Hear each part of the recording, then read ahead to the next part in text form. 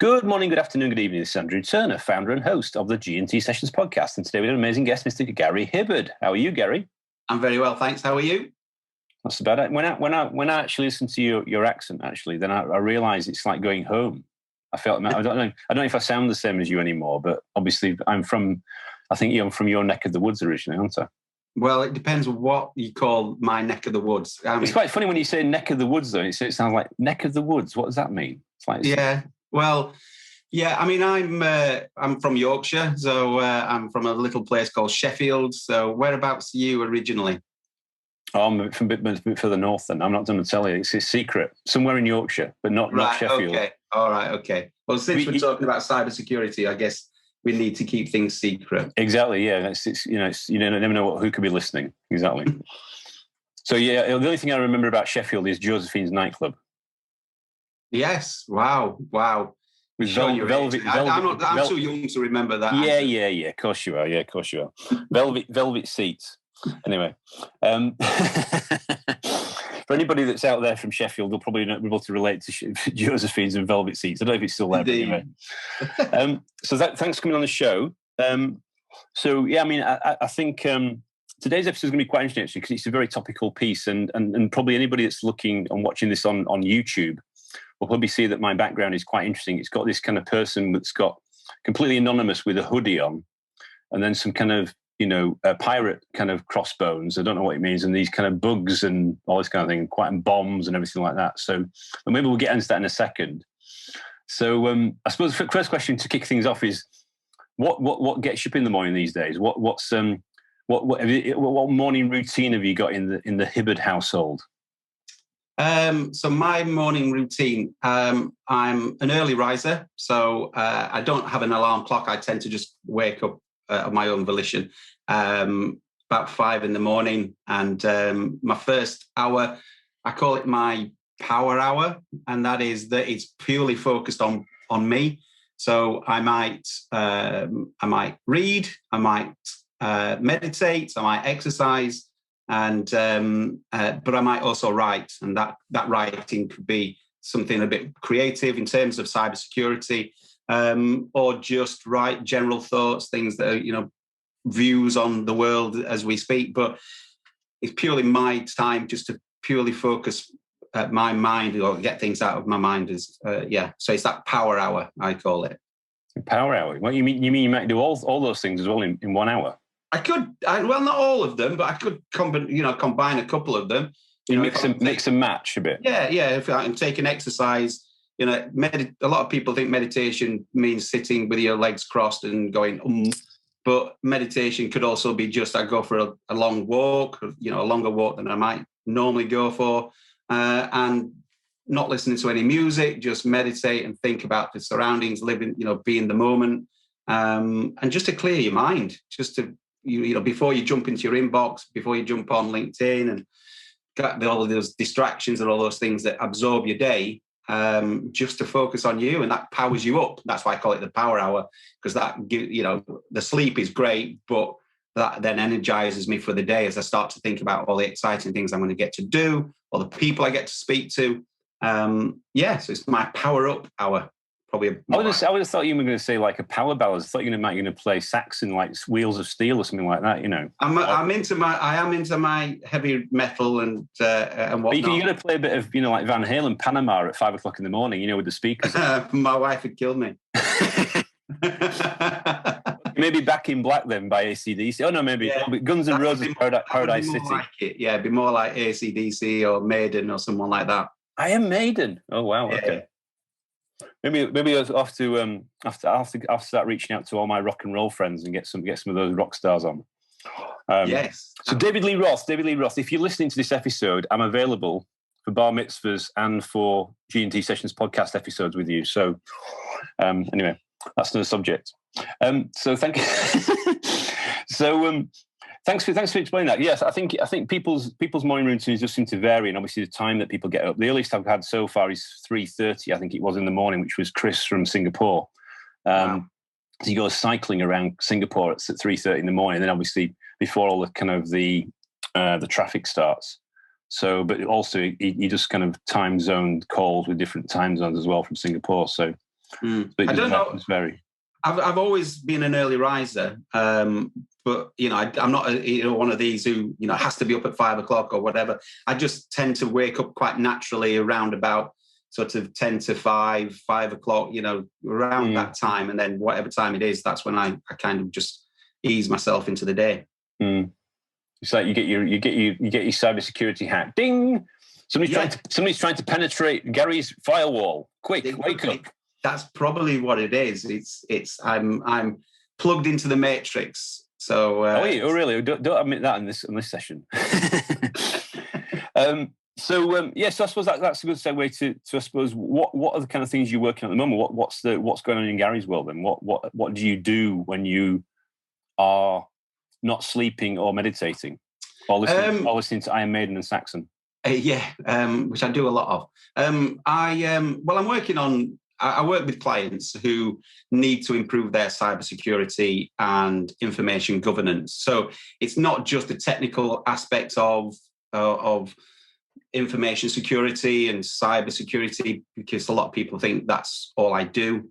I'm working with clients around things like good old GDPR, the General Data Protection Regulation and Data Protection Act, helping them implement policies, procedures, a lot of staff training, and just raising awareness around what risks are around us from all this data that we're all creating and processing and sharing and and using on a day-to-day basis. So projects, it varies. Yesterday I was working with a client who has been hacked and they are suffering the repercussions of that and trying to recover their business. Has that put them out of business? It's not put them out of business. We are hopeful that they will be able to recover. They're a fairly substantial organisation, but it has severely disrupted their services, and it's made for some very uncomfortable conversations with their client base and their management teams and such. And on the other side, just a quick question: is that something that they had planned for, or was it something that shocked them and they hadn't planned for it? Was it something that was kind of like new to them? It's something that it shocked them. I think that's absolutely. They had considered that it was a possibility. The irony is that we were speaking to them several months ago about doing some testing and how, doing some penetration tests to see where their vulnerabilities are and how vulnerable those vulnerability blind spots are. So we were talking to them a few months ago, but as ever, other priorities come first and other things are important, and we're in difficult situations, and unfortunately, the phrase I often say to people is put cybersecurity or put information security on the agenda before it becomes the agenda. And unfortunately, it has become the agenda for them now. So this will occupy their time probably for the next, at least the next 3 or 4 weeks, and until we get them back to a point where they will be in a steady state, and then the true fallout will take very many months to understand. But yeah, so that's one side of it. And then the other side of it, equally, I get excited about is running risk management workshops and training staff on cybersecurity and just helping people understand, again, where they're vulnerable, whether that be through people, process, technology, or suppliers, for instance. So yeah, I get to do varied things. So your challenge is making it interesting and making it sexy, I presume? Yeah, to some degree, yeah. I mean, demystifying it, I guess. I often say to people, I have a million analogies, but I often say to people, cybersecurity and information security is a little bit like maintaining a car. So my job is to make it palatable and bring it back to earth, so that everybody says, right, okay, actually that makes sense to me now. I can see why, driving like an idiot is a little bit like just, expecting my IT systems to work 100% of the time, and I can do whatever I like online without any care or consideration to the data or the information that I'm using or sharing. So my job is, as you say, to try and make it interesting. If I can make it sexy, that would be incredible. No one's told me I have done that yet, but I often say that GDPR and info security are the new rock and roll. So who knows? Dave Lee Roth might have a different... We're going to ring him up. We're going to say, we're going to do this GDPR song. Yeah, I think we should. We're going to do the cybersecurity medley. Yeah, that would be good. Well, yeah, I think I think we might not exactly get a call back very quickly, but you got to just persist. Got to persevere. Yeah, I don't think you go. Look, Dave. If you don't ring us back, we're going to ring Bruce Dickinson. We're going to get him off that EasyJet flight. Get him off that pilot's license. Now, that would be the dream. That would be the dream. The dream. What? Biff Byford, or Bruce Dickinson. It's the supergroup. I don't know about that. And me on Triangle. It's super something. Anyway, so I mean, a quick question. So, I mean, obviously, there's been quite a lot of news around this kind of topic. I mean, obviously, there's some quite well documented data breaches, hacks, etc. Do you sense that people are still realizing that they can't kind of float around with their eyes closed and be more responsible? Is that a big issue? Is it still an educational issue about what the risks are and what they need to do about it? I definitely think there's still an education issue. Opinions vary, but when I'm talking to the C-suite or I'm talking to a business owner, invariably at some point, because I mentioned the word cyber, I mean cybersecurity, they will, most people will say, oh, well, our IT guy does that. And they'll point, to one direction or the other. And that was a bit like ZZ Top. That was a bit like ZZ Top. That was, it's like when you go like that. Yeah, that's it. It's going to be a rock and roll. Coming back to rock and roll. It's going to be a rock and roll cybersecurity episode, isn't it? This is. I think it's going to be. Yeah. But they also, and I'm going to do it again. But they also will say, oh well, but my data's on the cloud, and they'll point to the sky, and you kind of go, okay, which cloud is it exactly? Which one? You've got to remember that cloud simply means somebody else's computer. So, and when you think of putting your data in the cloud, part of my role is to explain to people the cloud is just some place. Your data is somewhere, whether that be in the UK or whether that's in Europe or whether that's in America or Russia or whatever. It's just a data center with some servers. Exactly. In the early days, cloud was just thin clients. That's where your data, that's where everything was. When your computer didn't really have anything on it, your computer was just the gateway to the cloud. And it's interesting when I speak to people, and this is the educational piece, is that people will say to me, but our data's on the cloud and it's really secure because it's Amazon Web Services or it's Microsoft. And I'll say, but cyber criminals aren't attacking the cloud. They're attacking you. It's your device. It's your lack of understanding of what the risks are. If a burglar is attacking the house, he's not attacking the brick wall. He's attacking the door. He's attacking the window. Where are you vulnerable? And invariably, the vulnerability is the device that you're holding in your hand. So there's a lot of education. So I suppose the question was with the proliferation.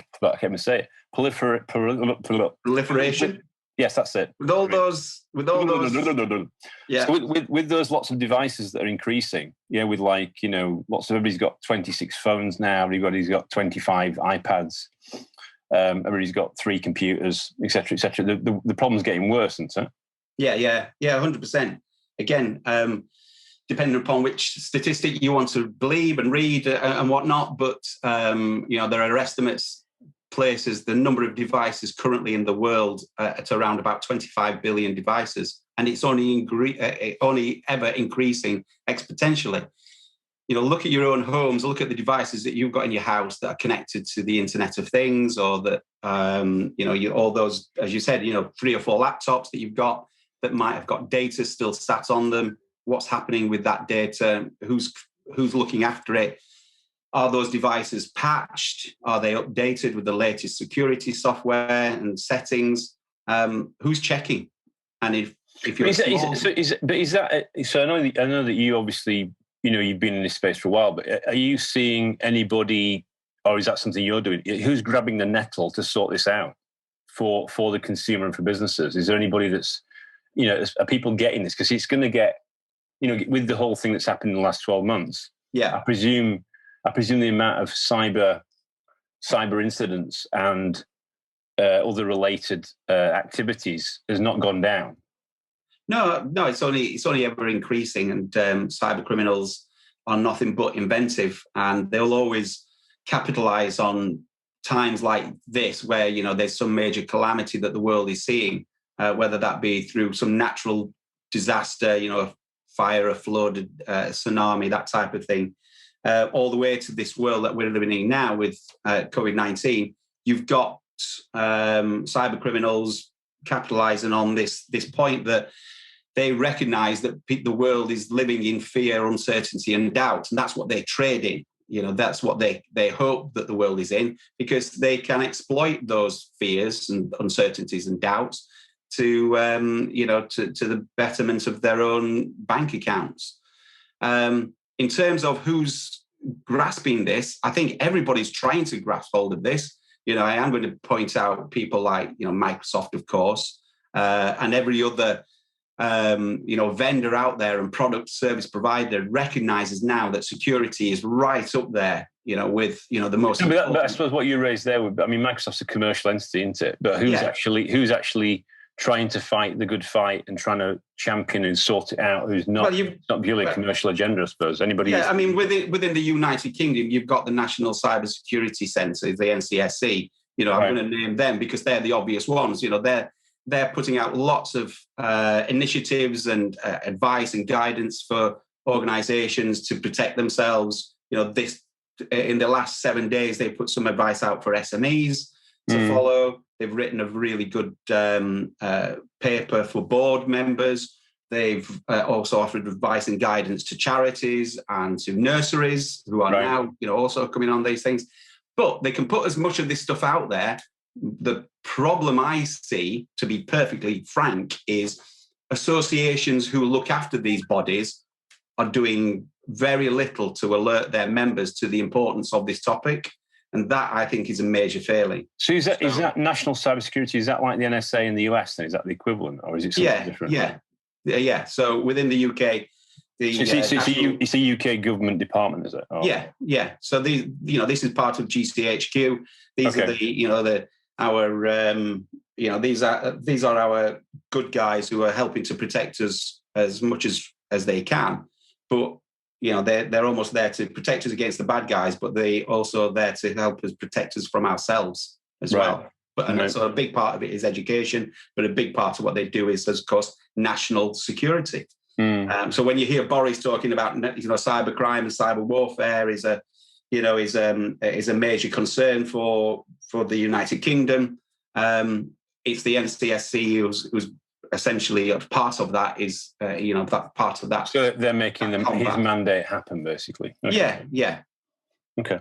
Interesting. So, I mean, in terms of you personally, I mean, obviously, you know, it would be useful to help the audience understand how you got involved in this stuff. I mean, could you give us a bit of a run? You know, did you just fall into this stuff, or did it just kind of like appear in front of you, or how did you get involved in this? Because it's obviously quite it's growing in importance. Yeah. Yeah. It's not reducing in activity. It's kind of like it's getting quite hot, isn't it? It's quite a hot and sexy area.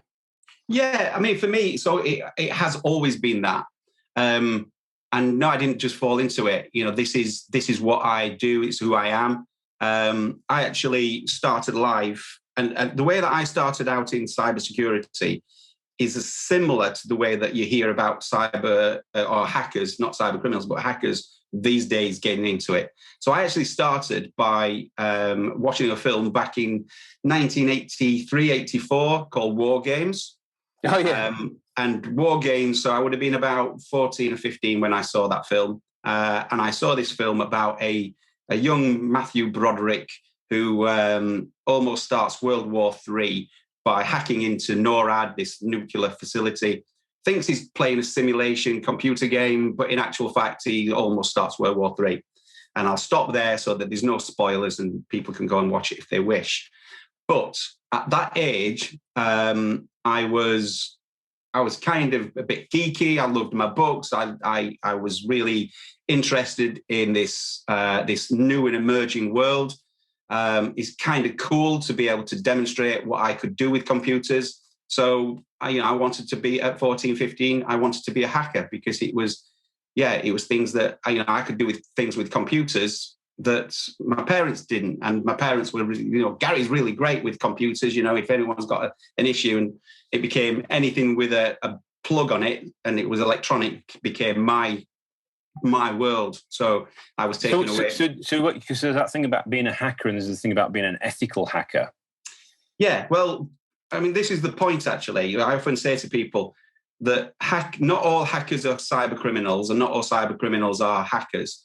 So they are two different things. A hacker is merely somebody who likes to take something apart and put it back together again to try and manipulate it or change it to better, to aid them to be, to improve it in their, to their ends. So a hacker really isn't when people say you're a hacker, nowadays there is a distinction. You have to say, oh, I'm a hacker or I'm an ethical hacker.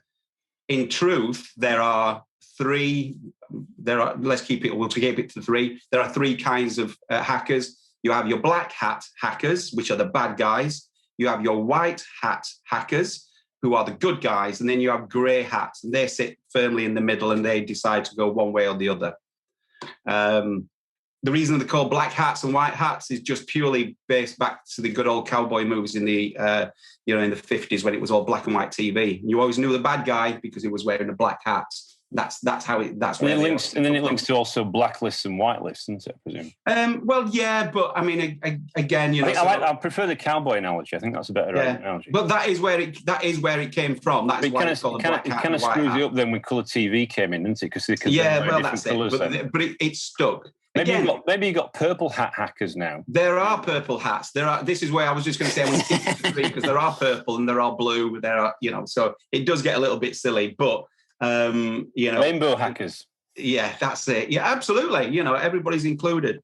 But so going back to how I started out by being a bit of a geek, bit of a loner. I was interested in technology and I wanted to see what I can do. When I talk to young aspiring hackers today, or people who are getting into technology, I'll ask them how they got into it and why, and they'll say the same things. They'll have the same language. I just like technology. I like to see what I can do above my mates, and I just enjoy it. Now the problem is, it's a little bit like a journey. I'm going to use a Star Wars analogy now. It's a bit like a journey into the dark side of the Force, because what happens is a person will start out with good intentions, and then they will be lured by the dark side, and they may come into contact with cyber criminals who will say, "You're really good with technology. Have you thought about doing this? Have you thought about trying to hack into that website over there, or trying to use your powers for this?" And that's kind of how you get this sort of steady journey into some of the darker side. I started out as a hacker, and my first job was a computer programmer. And from there, that was it. Forever in technology, forever, may it consume your path, to use a Star Wars analogy again. So you're like the Obi-Wan of cybersecurity now, then? Yeah, I guess I am. Yeah, you're a fully fledged Jedi. Yeah, I suppose so. Yeah, I'm definitely on the good side. So, unfortunately, I am of that age now where I'm one of the elder statesmen of the sector. You have to wear. You have to wear one of those. You have to wear one of those. Rather than a waistcoat, you have to wear one of those kind of like hooded cloaks, aren't you? And then get your lightsaber out. Yeah, but it's an important point actually, because I've been doing this a long time. I still love technology, and one of the things I don't want anyone to take away from this is that I'm saying to anybody, technology is bad and we should stay away from it. What it's all about is about education and knowing that these threats are out there, and there are things that we can do to protect ourselves. What we can't do is run in ignorance of them. With technology, I've been in technology for such a long time. I've now got to a point where I genuinely see the benefits that technology has for us. I see the negatives, but I also see that what we've got to do is the technology's reached to a point that is fantastic, but we as humans, as a human species, we need to start to engage with technology in a different way. Because cyber criminals, as I said, they're using psychology and psychological tricks against us.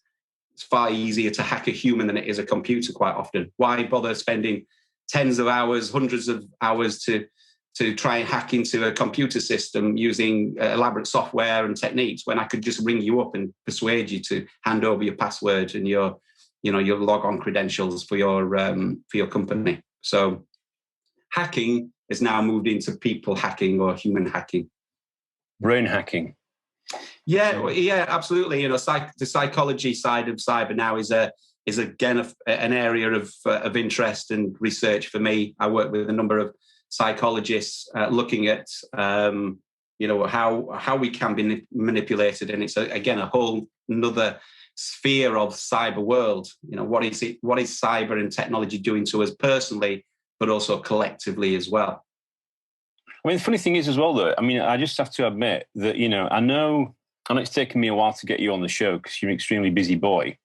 Obviously, it's all these rock concerts you've been appearing at. Yeah. But also, you cheeky monkey, you also were on a big media show the other week, weren't you? You had a bit of a splash. Yeah. So I was invited to be on the BBC. Yeah, and that was is that the British version or somewhere else? The Belarus Broadcasting Corporation. No, it was the British Broadcasting Corporation. So I was. So I've been not wishing to blow my own trumpet, Andrew, but I have been on the BBC a number of times. You see, the next time you go on the BBC, you see, they're going to be saying, "Look, I saw you on the G&T Sessions podcast." You see, they might do. They're going to go. We're lucky we got you because I know that Andrew is such a good host. Absolutely, and they may say, just as a surprise, we brought Dave Lee Roth along to say hi. You can't say that without inviting me. Come on. So I was on the BBC, but again, that was in response to a major data breach or a major cyber attack, and again, which is great. It alerts the world to these things, and it becomes part of the news at 10, and everybody says, "Oh, that's a bit scary."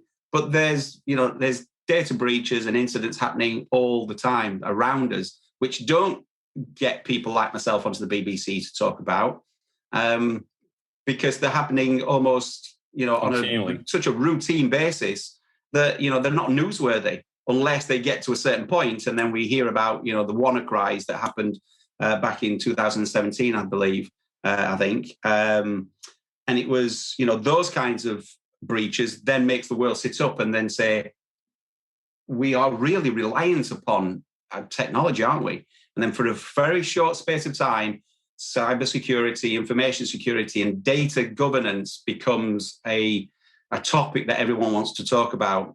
And then it kind of goes back into the, it's just IT, it's on the cloud. And yeah. So it sounds like you've got a bit of work to do. Yeah, I think so. I don't think it'll ever go away.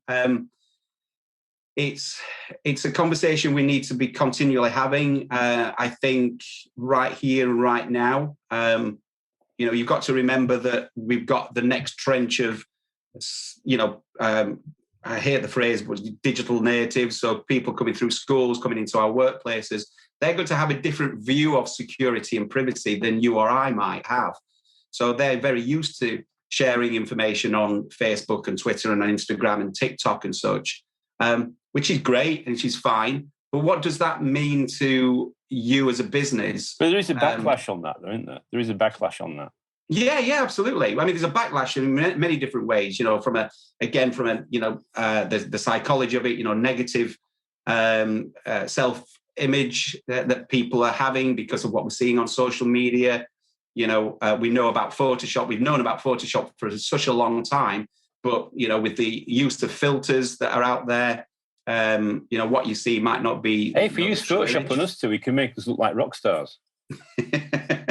I'll have to go somewhere for me, I'm afraid. I'm not going to speak for yourself. Speak for yourself.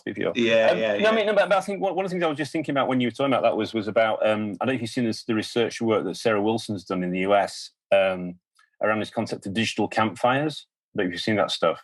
I've not seen that, no. Where people basically are effectively splitting away from the major tech platforms like Facebook and Snapchat and Instagram, et cetera, because they don't feel, obviously there's that piece around sharing data, but also they want to share data in smaller groups of people that actually they have more common interests with, and they build a deeper relationship with them rather than have this kind of fake Facebook friends kind of phrase, where it's not. Well, it's an interesting one because, and again, this is what, when we talk about this idea of privacy and security, you hear about people, or kids especially, talking very proudly, I've got 2,000 followers on Facebook, or I've got, 1,000 friends on whatever platform. And there was some research done, again, I think it was 2010, by a gentleman called Robin Dunbar. He came up with the Dunbar number.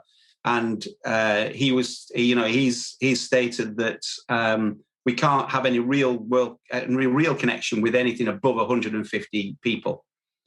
So, anything above that really, is they're not in your circle, and again, it goes down in concentric circles. So 5 being your inner circle, then 15 above that, and then 50 beyond that. So to have a real connection, you do need to keep it quite small. But I don't think, these digital firesides, or that you were just mentioning digital there, campfires. Digital campfires. I think they're great, and I think we might start to see the emergence of that, where people do start breaking away from these large bodies like the Facebooks and the Instagrams and the TikToks, etc., etc. But there will always be a market for for these larger organisations and people to be able to connect with lots of like-minded individuals. It's look back at MySpace, when MySpace first started, and MySpace was all about music and musicians going on there and sharing the music. And then it became a popular platform for people to meet, and then was usurped by Facebook. But even Facebook started life out in a campus just to connect people in that campus.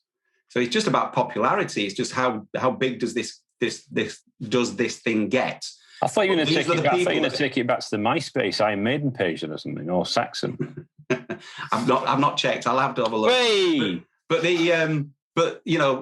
these people are coming into our workspaces. So when we are, even the employment process now has changed. People come to for a job, and what's the first thing that people do is they go and check them out on social media to see what they're saying. What are their beliefs? What are they, what images are they putting out there about themselves? And there's been countless stories of people losing their jobs even before they've started, because they've stated that they do one thing or they have one belief, and as soon as access is given to social media, they can see that this is their true self, or at least the self that they are projecting onto the world.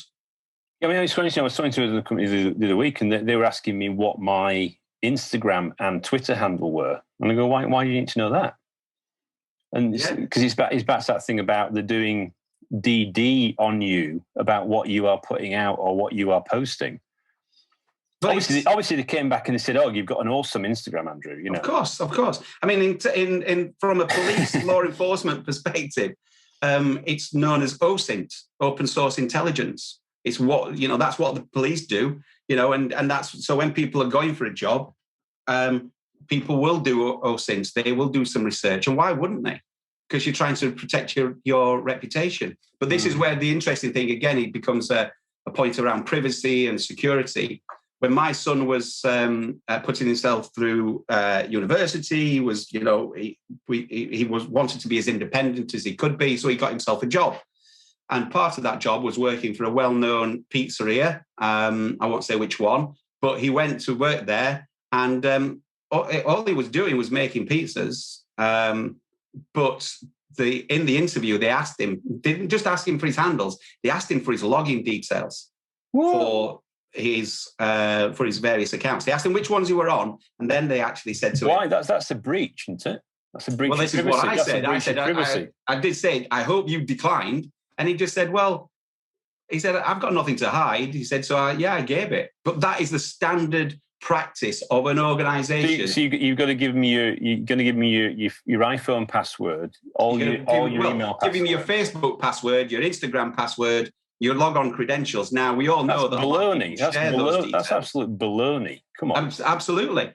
But this is, for me, from being a privacy perspective and from a security point of view, I said to him, but, that is ridiculous. You shouldn't do that. They shouldn't ask that question in the first place. And I hope you said no. And he just said, well, I've got nothing to hide. So I did. And I said, well, I hope you've now changed your password, which he has, but how many other people? What was the justification for that? Because there have been in the past where individuals have worked for these kinds of pizzerias and restaurants and such, where people have posted images and stories about what they've done. That there's pictures. There are pictures of people licking the bread buns of the restaurant they're working on. Doing some other very nasty things to the food before they serve it to customers, because they're low paid. Right. These are low paid workers, so they're going to have fun in the downtime, and they might post a picture of something. But again, that view of privacy and education and security needs to be educated at every level. Mm. So one of the things that we talk about on this show is about obviously growth and G&T, growth and technology, right? So I know you've been passionately talking about the tech side. On the G side, I suppose one of the things that we also talk about is this concept called peaks and valleys. So obviously your rock years, obviously a few years ago, were pretty successful, as you were backing singer to Biff Byford in Saxon, good old Sheffield rocker. Wheels of Steel. Yeah. So what kind of examples of kind of like peaks and valleys would you want to share with the audience today? What were things that worked out really well that you're proud of, and then what things that maybe didn't work out as well that you learned from, and what did you learn from that? Okay. So I'm very pleased to say that the valleys haven't been too low, but there are always valleys. In terms of the peaks, I was fortunate enough to work for GE Money for a period of time, and I was the European crisis management leader and head of business continuity for GE Money UK. And following that particular role, I had the opportunity to go into business with a colleague of mine, and we built up a really successful consultancy. And it was about the team. It was about building a team of consultants and practitioners who were really passionate about bringing that C-suite knowledge and experience to the general masses, to schools, be able to go to schools and speak in schools about cybersecurity, go and speak to the school about cybersecurity and information governance, but also take that knowledge to the SMEs, to micro companies and businesses, and be able to build a very successful consultancy over a number of years, that helping many hundreds of different companies in a variety of different ways, to the point where we were purchased by Cyberfort and became part of the Cyberfort group. So that was a long peak. It took a long time to get there. There were lots of peaks in there.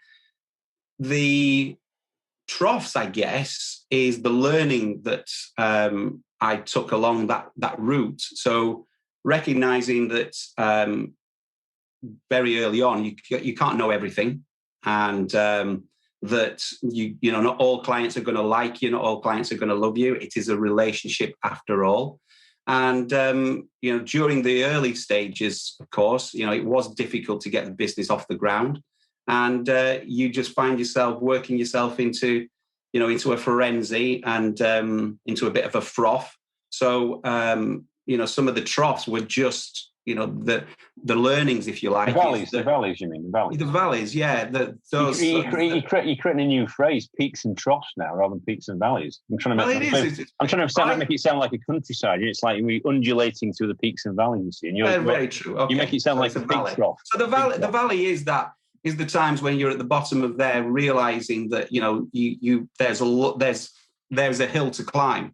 And you've got to be mentally as well as physically fit to be able to do that. So, when I talk about winning hearts and minds, I think you've got to recognize you've got to do that for yourself before you do it for anyone else. So in the early days, it was, I struggled to get that balance right. So you weren't managing your day effectively, or you were just kind of overworking, were you? Or yeah, I would say so. I think we're all guilty of doing that from time to time within our careers. And of course, when you start a business or you start business with someone else, and there's just two or three of you all just ploughing every waking hour into these into building a business, you are other things suffer, be it relationships, be it your own mental health, your physical health and well-being. So those were the difficult times, but very quickly I've got good people around me to be able to pull me up from those valleys back to the peaks. So what kind of size of business was that you got that to before you kind of got to a point where you changed ownership? What was the scope of it? We weren't a huge organisation, and we were never meant to be. We were, I think, at the time of selling the business, there were 7 of us. So we were still only a small business based out of Yorkshire, but operating nationally and internationally. But we were, and still are, very good at what we do because, again, we have such a broad network of knowledge and skills and contacts and such. We can come at this topic either from a very technical angle or a very business orientated angle. So we know what it's like to run a business. We understand the constraints that a small business has. We understand that marketing is important and that every penny counts, and that spending £5,000-10,000 on security tools and consultants and such is beyond the reach of many people. So we created packages and processes and services which would be palatable to the micro businesses. So is this new business now called Cyberfort, you said? Is that right? Yeah, Cyberfort Group, yeah. Okay. So I hope it has a white rose on it if it's from Yorkshire. Unfortunately not. As much as I keep trying to persuade them, no one seems to listen. But maybe after this, Andrew, maybe we can persuade them. But yeah, I mean, Cyberfort itself, it's not wishing to plug it heavily at all, but the thing I like about Cyberfort is that we have a couple of data centers. One called the Bunker. We have pen testing capability. So 2 very technical aspects of cybersecurity, but fronted by consultants, people who, again, have a good understanding of what good looks like and data protection. And, we understand about international data protection regulations. We understand security frameworks. And more importantly, we understand the problems of CISOs and business owners, and we can talk human rather than just talking in binary and technology. Well, that's the thing with your background, I suppose, because you've been in line roles, so obviously I'm ex-GE as well. So, it's that thing about, taking your line role responsibility and accountability into something where you can actually help other organizations see the light and get them in a better place. Yeah, completely. I mean, the key word there is accountability. And that's a word that, from a GDPR perspective, that is the 7th principle of GDPR, is the principle of accountability.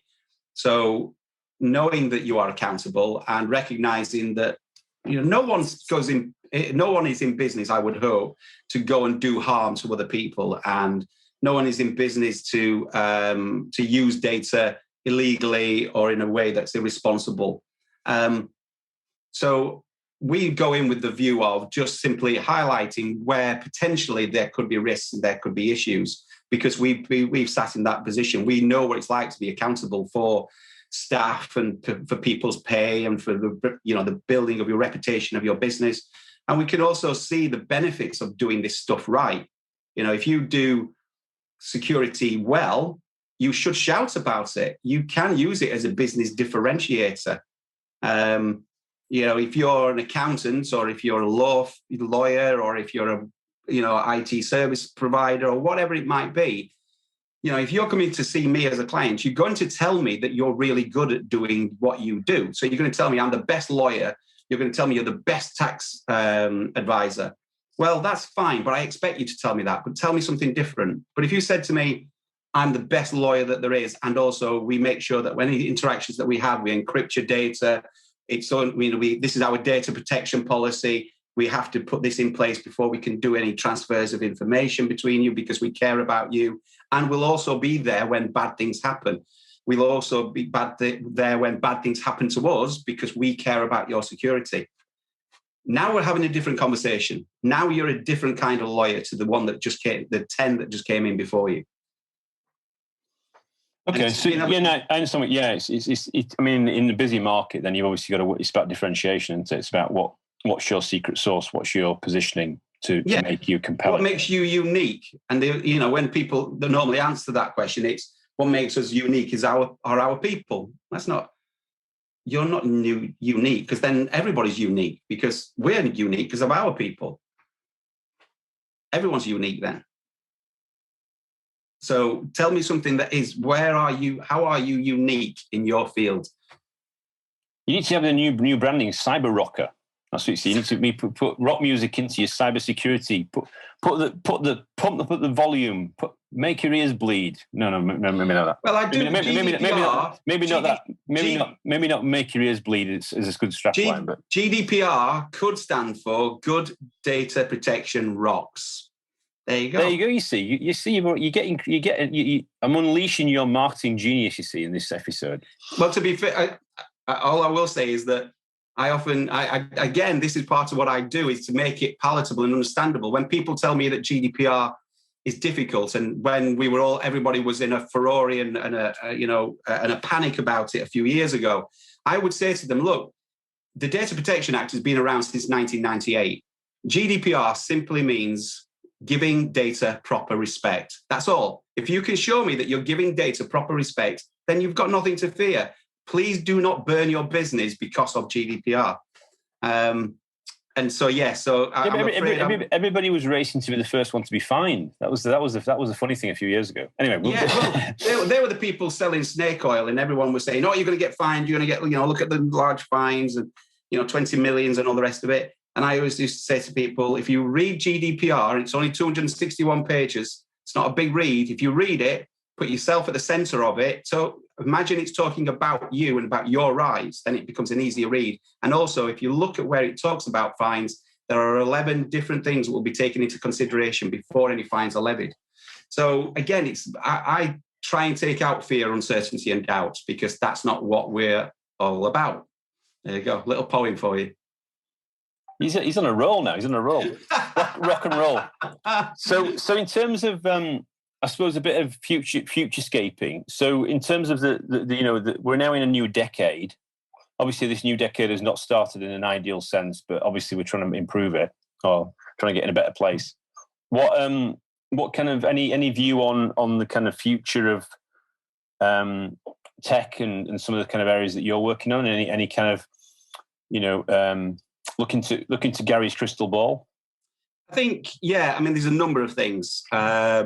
So we're going to see more and more devices connected to the Internet of Things, the IoT.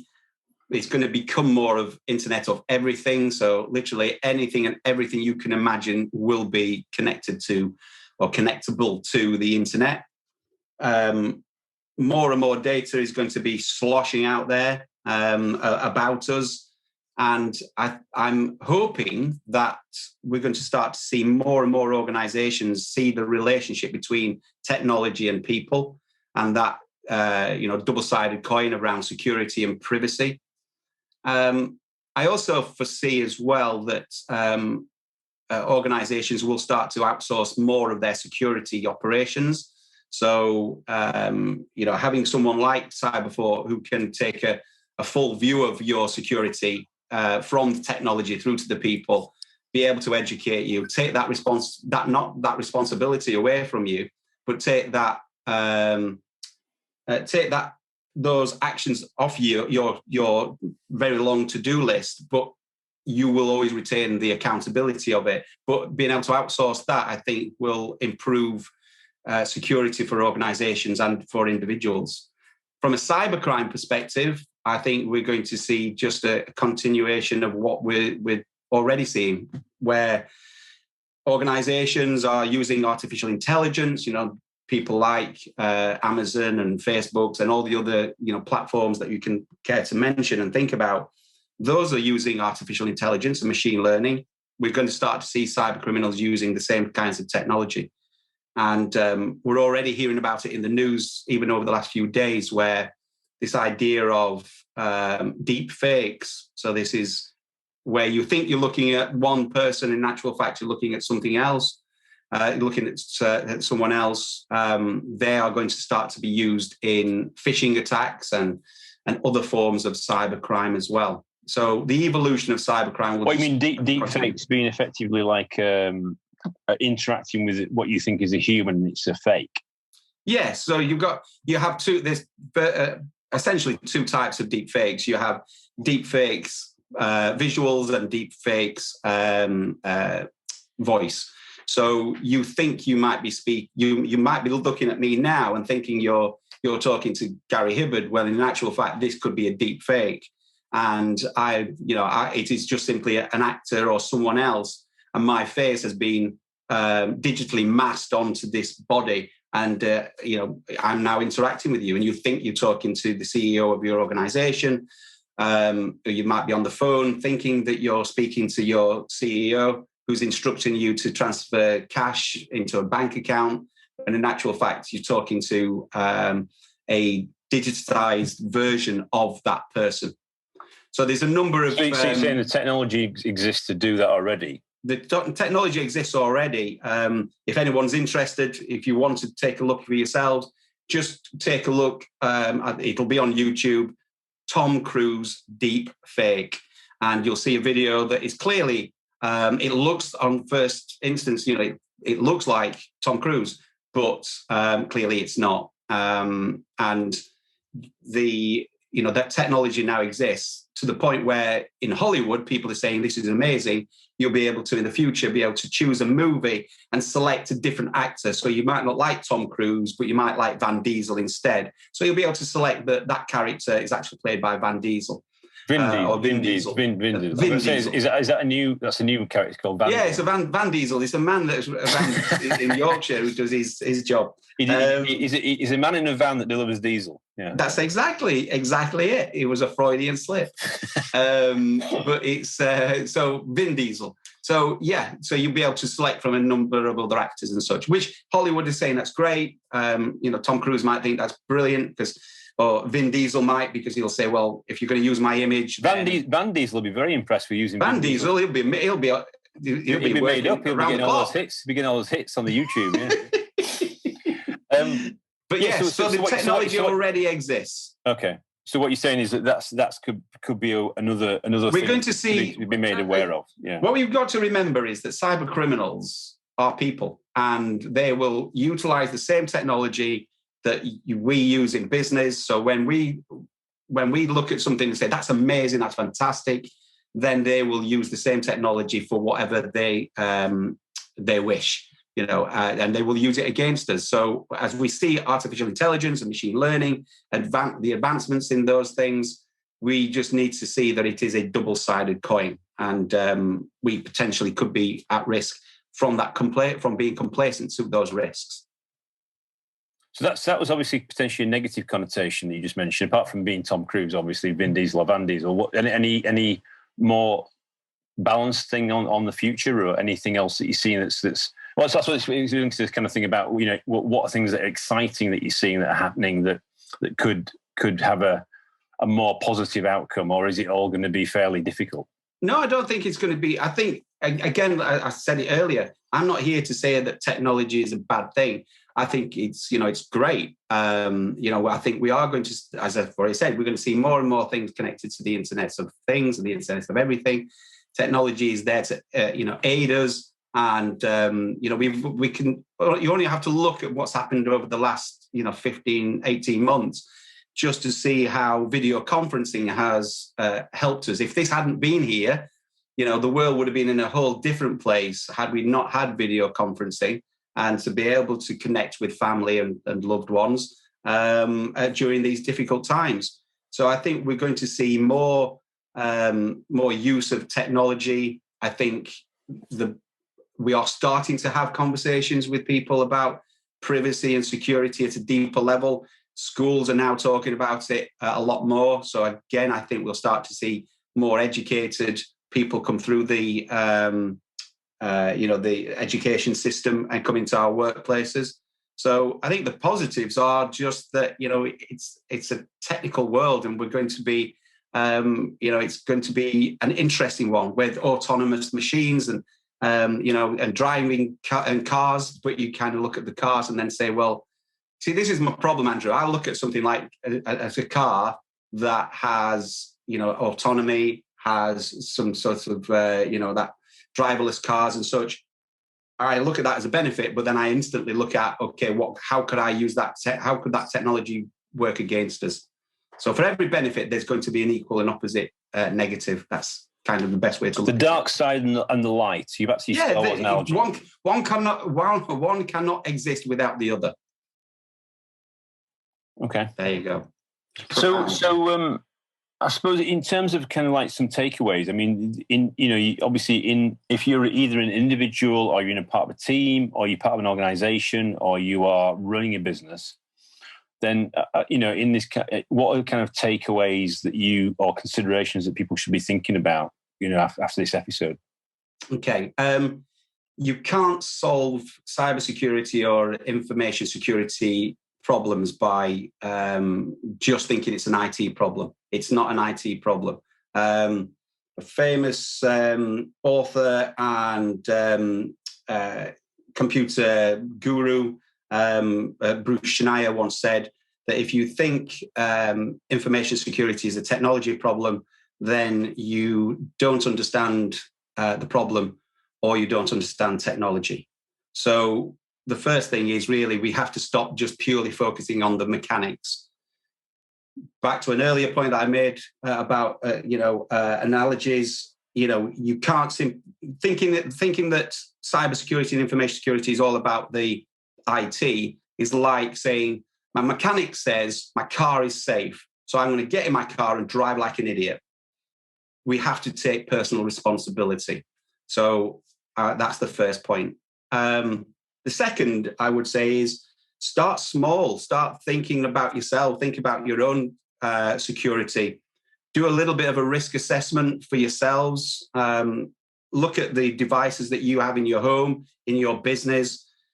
Think about what data, what information sits on those devices. Does it sit within a database? Do you have a CRM? Is it all on Excel spreadsheets? Is it on the cloud? And start to, almost use a A4 piece of paper, draw yourself in the middle and draw concentric circles around you. This is in my home. This is in my business. This is in my life. And do a risk assessment. You can't protect what you don't understand. So start with understanding yourself, and then you can start to think about the people who might start to do you harm. And the third, I guess, is just to recognize, no man is an island, no person is an island. Seek advice, get guidance. No one knows everything. I often say to people, to my team, it's okay to say I don't know, but I can find out. That's, the usual takeaway. And so just also I'm going to add a final one. I know you said 3, but No, I'm not. There's no restriction. I'm not saying we have to have 25, but just. Well, I'm just going to say the 4th one, I guess, and I hope this podcast sort of is testament to this. Is don't take yourself too seriously. It's life is short. No one's getting out of this alive. So have fun with whatever it is you're doing. Remember that it should be fun. It's life is a journey, not a destination. So have fun with it. There you go. And just to let you know that Gary will be appearing in Sheffield City Hall, for, when he releases the cyber sexy band. Yeah. I don't think there'll be many people buying it or listening, but I'll be there. I'll just put it down to COVID-19 and say because of restrictions, we can only have 4 because of social distancing. Nobody was in Sheffield. Yeah, exactly. This is it. Yeah, they stayed 20. It's not 2 meters. It's 200 miles away. Yeah.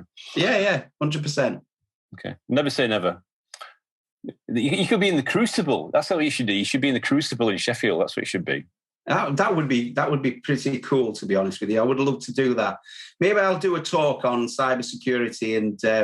That'd be a good location to do a cybersecurity talk. It's the Crucible. It would actually. It's a great location. I've been to the Crucible many a time to watch snooker. You have to take the snooker tables out to get all that rigging. All those kind of all those speakers. For when you play the guitar and stuff. Oh. Anyway, you don't want to hear me play. Okay. Well, maybe we could turn the volume off. You can do air guitar. So in terms of getting hold of you, and obviously, if anybody's listening to this episode, they want to know a bit more about this area, which is obviously, I think it's a fascinating area, and it's something that's going to be increasingly important. It's already important, but it's going to be increasingly important as the world evolves. Are you on the Tinternet? Is there a way of getting hold of you? Yes. Again, I said earlier, I love technology. People often say you must not be on any of these social media platforms for fear of what might happen. But, I'm on most things. But I'm on LinkedIn, especially, definitely. So Gary Hibberd, Cyberforts Group. Email address, gary.hibberd@cyberfortsgroup.com. So that's probably the easiest way to get hold of me. And I'm sure, we can share the contact details for anyone who contacts you, or we can add it onto the video or the podcast. Yeah, and I suppose the thing is as well, maybe there's some interesting articles you could share as well, maybe some things that people could read up about as follow on from today's episode. Yeah, absolutely. More than happy to. But if anyone does have any specific questions, please do reach out, because that's what I'm here for. Okay, fantastic. Well, thank you for making that good choice of when you caught the call this morning for going on the BBC, breakfast news versus coming on the G&T Sessions podcast. You made the right choice. Indeed, yeah, absolutely. Yeah, they can go wait. They can go and wait. They can go wait. I'm waiting for Piers Morgan to give me a shout and see what about his new show. What, Morning Morgan? Yeah. That's what we're going to call it. No? Anyway, thank you very much, Gary. That's Gary Hibberd, who is, I think you call yourself Professor, don't you? Professor of... I am the Professor of Communicating Cyber. Indeed, I am. The Professor, El Professore of Communicating Cyber. And future rock star from... Gary Hibberd, thank you very much for coming on the show. And that was Andrew Turner, founder and host of the G&T Sessions podcast. Thank you. Have a lovely day. You too.